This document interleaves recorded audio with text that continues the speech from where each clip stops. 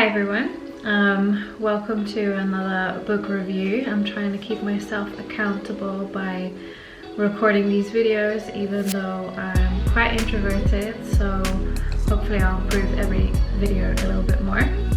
It's the third book of the year that I'm reading. Hopefully I will finish the 52 books this year, and yeah, the third book is The Book of Unknown Americans. It's a novel and it feels like real life experiences. It's not my own experience at all. I've really had to check my white privilege throughout the whole of this book because it's about people from South America who moved to the States to, you know, try and have the American dream, or try and stay alive, or try and build a better life for themselves and their families. It's interesting because I moved to London 11 years ago, and I moved here and it wasn't as hard.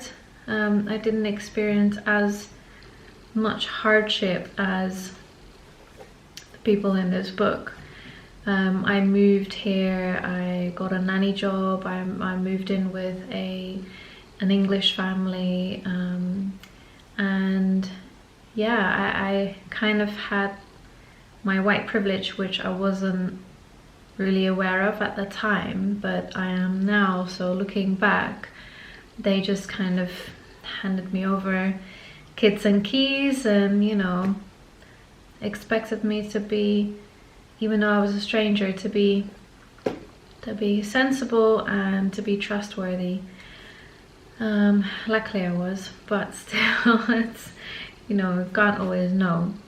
So yeah, this book, it really struck me because it's about a couple of families and a couple of single people dotted around. They're all from South America but different countries, and they all meet in Delaware in a building, an apartment building. And the family that we kind of follow closely, it's a mum and dad and the daughter. And the daughter has had an accident. Her dad worked on a building site. She has an accident and she suffers from brain damage afterwards. And so the reason that they moved to the States is to go to give her the opportunity to go to special education, which is, you know, it's quite dangerous and problematic to be able to get to the States, to get a visa, to then get into the special needs education, to have jobs, to be able to pay for the living conditions that they're in. They're in a small 1-bedroom apartment, the three of them. They have almost no furniture. Yeah, it's quite heroic how they're trying to provide a better life for their daughter, but also natural, because who doesn't want to do that as a parent? So we follow her, and she meets a boy in the apartment building. They kind of don't get off on the right foot, but they don't want to say too much about it, but they kind of fall for each other in their own way, in their own like quirky, geeky way. And he really brings out the best in her, and so he's actually helping her to recover.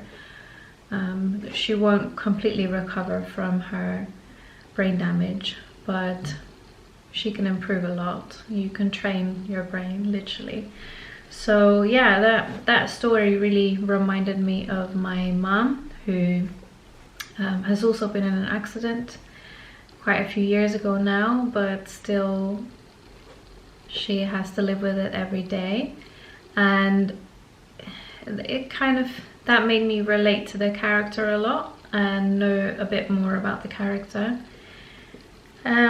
It's a beautiful story, and really there's like little heartbreak moments, but also really family centric. It's really beautiful, and yeah, it made me really realize how lucky I am, and how I moved to London with almost no problem, and now with Brexit, that's all going to change for, you know, next generations, and you can't just pack up and move here and try and create a better life for yourself. So yeah, it's all changing.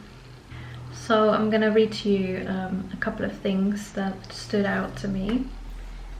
So a lot of the times you'll kind of find Americans in the book tell the characters in the book, the other characters from South America, to go home to their own country, to, you know, to kind of group them together as just Mexicans, whereas, you know, they're from Panama, they're from different places, not just Mexico. And so Major says, the boy who falls in love with the girl, "I don't let anyone mess with me. If people want to tell me to go home, I just turn to them and smile politely and say, I'm already home." Which kind of, you know, I think it's a good way to respond in life. So at the back it says, "In this tale of great imagination and grace, Cristina Henríquez gives voice to the displaced and unknown, the untold stories of our time that resonate for all of us." It is very well written. I think sometimes it was hard to dip in and out because I have ENSA, and so I'm only reading small bits at a time. I don't always get the chance to read big chunks of the book at one time, so I had to be introduced to the characters, follow them along, get to know them, and then there's quite a few. It's not built into chapters, it's just built into perspectives. So there's a lot of perspectives on the same situation, and yeah, it's pretty easy to follow, which is good. I like this review about the book as well. "The Book of Unknown Americans is filled with fiercest kind of love, of a boy for a beautiful girl, of stricken parents for an injured daughter, of an immigrant community for an impossible America. In this powerful novel, Cristina Henríquez gives us unfortunable characters whose destinies are shaped by forces, senselessness, random, political, far beyond their control, and yet whose resilience yields a most profound and unexpected kind of beauty." That's from Ruth Ozeki, author of A Tale for the Time Being. I've only been to LA, I've not been to Delaware, and I haven't seen that much of America. I have never been to South America, but I really got the feel of the cultural language. There's a lot of Spanish words dotted around the story, which is, you know, really interesting because I kept looking them up. Cultural things like, you know, the salsa in the shops there is not like the salsa at home, and guacamole or anything, it wasn't like the one where the character was from. So yeah, that was interesting. All in all, I would really recommend this book. It's been a real insight and a real insight into the characters' lives, rather than seeing it on TV and kind of being too dramatized. These stories are not,